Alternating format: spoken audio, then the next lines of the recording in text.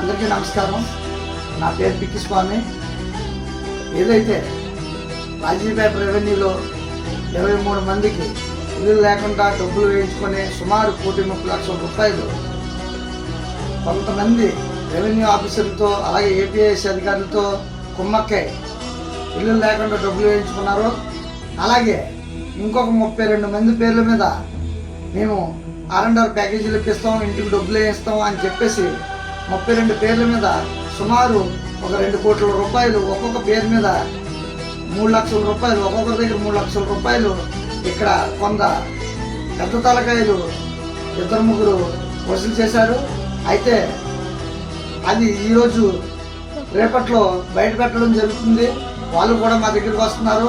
ఇంకా ఎవరైనా ఉండిపోయిన వాళ్ళు మా దగ్గరికి వస్తే డిఎస్పీ గారి దగ్గరికి అలాగే ఎస్పీ గారి దగ్గరికి తీసుకువెళ్ళి మీకు న్యాయం జరిగే విధంగా మేము పోరాడతామని తెలియజేస్తూ, ఇటువంటి కూటమి ప్రభుత్వంలో చెడ్డ పేరు వచ్చే విధంగా ఎవరైతే ఈ విధంగా అన్యాయాలు అక్రమాలు చేస్తూ ప్రభుత్వాన్ని మోసగిస్తున్నారో వీరిపై చట్టపరమైన క్రిమినల్ కేసులు పెట్టి చర్యలు తీసుకుంటారని, అలాగే అయితే బాధ్యతలు ఉన్నారో వారందరూ నన్ను సంప్రదిస్తే గౌరవ హోంమంత్రి వర్యులు పాకిరాపేట నియోజకవర్గంలో ఎన్నో అభివృద్ధి కార్యక్రమాలు చేసినటువంటి వ్యక్తి అనిత గారి దగ్గరికి మీ సమస్యను తీసుకువెళ్ళి న్యాయం జరిగే విధంగా పోరాడతానని తెలియజేస్తున్నాను. Thank you.